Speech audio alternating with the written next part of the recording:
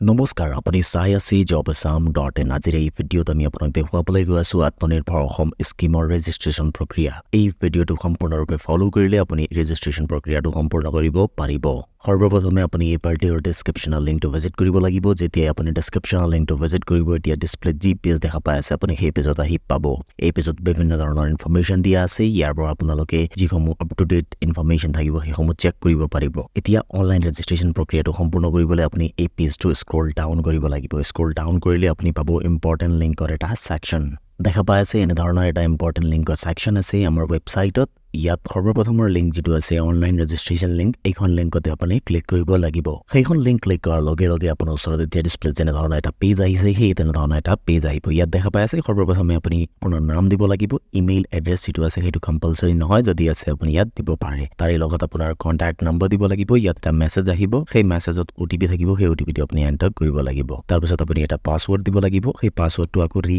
enter অৰ্থাৎ confirm কৰিব লাগিব একেই পাসওয়াৰ্ড দুবাৰ এন্টাৰ কৰি এই যিখন সিকিউৰিটি কোড আছে অৰ্থাৎ ক্যাপচা আছে 358264 এনে ধৰণে ইয়াত 358264 লিখি সেন্ড ওটিপি লিখা বাটনত ক্লিক কৰিব লাগিব সেন্ড ওটিপি লিখা বাটনটোত ক্লিক কৰাৰ লগে লগে আপোনাৰ ওচৰত এনে ধৰণৰ এটা পেজ আহিব ইয়াত আপুনি আপোনাৰ ওটিপি এন্টাৰ কৰি সাবমিট ওটিপি লিখা বাটনটোত ক্লিক কৰিব লাগিব আপোনাৰ 4 ডিজিটৰ যেটো ওটিপি থাকিব সেইটো আপুনি দিয়া মোবাইল নম্বৰত আহিব আৰু সেই ওটিপি খনে ইয়াত আপুনি এন্টাৰ কৰি সাবমিট বাটনটো ক্লিক কৰিব লাগিব ওটিপি সাবমিট কৰাৰ পাছত আপোনাৰ ওচৰত এনে ধৰণৰ এটা ৰেজিষ্ট্ৰেচন ফৰ্ম আহিব এই ফৰ্মটো আপুনি ভালকে পুৰাব লাগিব অনলাইন ৰেজিষ্ট্ৰেচন প্ৰক্ৰিয়াটো সম্পূৰ্ণ কৰিবৰ বাবে সৰ্বপ্ৰথমে এপ্লিকেন্ট নেম আছে যেটো আগৰ পেজত আপুনি দিছে সেইভাবে ইয়াত আহিছে সেই একে ধৰণে আপোনাৰ ফাদাৰ্স নেম বিচৰা আহিছে আপোনাৰ দেউতাকৰ নাম ইয়াত দিব লাগিব তাৰ পাছত আপোনাৰ জেন্ডাৰ সিলেক্ট কৰিব লাগিব তাৰ পাছত আপুনি আপোনাৰ সোশ্যাল ক্যাটেগৰি সিলেক্ট কৰিব লাগিব ইয়াত ড্ৰপ ডাউন লিষ্ট আছে ইয়াৰ পৰা আপোনাৰ যেটো ক্যাটেগৰি হয় সেইটো আপুনি সিলেক্ট কৰিব লাগিব সেই একে ধৰণে ইয়াত এটা ক্যালেন্ডাৰ আছে ক্যালেন্ডাৰ বা আপুনি এন্টাৰ কৰিব পাৰে আপোনাৰ ডেট অফ বাৰ্থ এনে ধৰণে ডেট অফ বাৰ্থ এন্টাৰ কৰাৰ পাছত আপুনি আপোনাৰ ইয়াত পেন কাৰ্ডৰ নম্বৰ দিব লাগিব আপোনাৰ পেন কাৰ্ডৰ নম্বৰ যেটো আছে সেইটো আপুনি ইয়াত এন্টাৰ কৰাৰ পাছত আপোনাৰ আধাৰ নম্বৰ দিব লাগিব আধাৰ নম্বৰ দিয়াৰ পাছত আপুনি ইয়াত আপোনাৰ এমপ্লয়মেন্ট এক্সচেঞ্জ নম্বৰ দিব লাগিব এমপ্লয়মেন্ট এক্সচেঞ্জ নম্বৰ দিয়াৰ পাছত আপুনি এই ভেৰিফাই লিখা বাটনটোত ক্লিক কৰিব লাগিব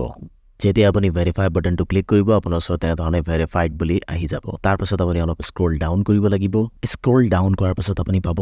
সেক্টৰ সিলেক্ট কৰাৰ অপচন ইয়াত সেক্টৰ সিলেক্ট কৰাৰ অপচনত আপুনি সৰ্বপ্ৰথমে আপুনি কোনটো সেক্টৰত এপ্লাই কৰিব বিচাৰে বা কোনটো সেক্টৰৰ আপুনি বিজনেছ কৰিব বিচাৰে সেইটো সিলেক্ট কৰিব লাগিব এনে ধৰণে সেক্টৰ আৰু ট্ৰেড সিলেক্ট কৰাৰ পাছত আপুনি আপলোড কৰিব লাগিব আপোনাৰ ফটোগ্ৰাফটো মনত ৰাখিব 20 কেবিৰ পৰা 400 কেবিৰ ভিতৰত হ'ব লাগিব সেই ফটোগ্ৰাফটো আপলোড কৰিবলৈ আপুনি এই ব্ৰাউজ লিখা ব্লু কালাৰৰ বাটনটোত ক্লিক কৰিব লাগিব এনে ধৰণে ফটোগ্ৰাফটো আপলোড কৰাৰ পাছত আপুনি স্ক্ৰল ডাউন কৰিব লাগিব আৰু আপোনাৰ এড্ৰেছৰ ডিটেইলছসমূহ এন্টাৰ কৰিব লাগিব দেখা পাই আছে ইয়াত address line 1 address line 2 address line 3 এনে ধৰণে এড্ৰেছ আছে আপোনাৰ এড্ৰেছ যিসমূহ এপ্লিকেবল হয় আপুনি তেনে ধৰণে এড্ৰেছসমূহ এন্টাৰ কৰি গৈ থাকিব উদাহৰণস্বৰূপে এড্ৰেছ লাইন 1ত আপুনি আপোনাৰ ল্যান্ডমাৰ্ক বা আপোনাৰ গাঁৱৰ নাম দিব তাৰ পাছত আপোনাৰ পোষ্ট অফিচৰ নাম দিব তাৰ পাছত এড্ৰেছ 3 যদি কোনো ধৰণৰ বাকি এড্ৰেছ আছে সেইটো আপুনি দিব পাৰে তাৰ পাছত আপোনাৰ ডিস্ট্ৰিক্ট সিলেক্ট কৰি ল'ব আমাৰ ক্ষেত্ৰত ইয়াত শোণিতপুৰ হ'ব শোণিতপুৰ সিলেক্ট কৰি লৈছো সেই একে ধৰণে আপুনি ইয়াত পৰা আপোনাৰ এলএসি সিলেক্ট কৰিব লাগিব আপোনাৰ যেটো সমষ্টি আছে বিধানসভা সমষ্টি সেইটো আপা সিলেক্ট কৰিব লাগিব সেই একে ধৰণে আপুনি আপোনাৰ সাব ডিস্ট্ৰিক্ট সিলেক্ট কৰিব লাগিব সাব ডিস্ট্ৰিক্টৰ লিষ্ট আহিব তাৰ পৰা আপুনি সিলেক্ট কৰিব লাগিব তাৰ পাছত আপুনি এই যিখন বক্স আছে ইয়াত আপোনাৰ পিন কোড দিব লাগিব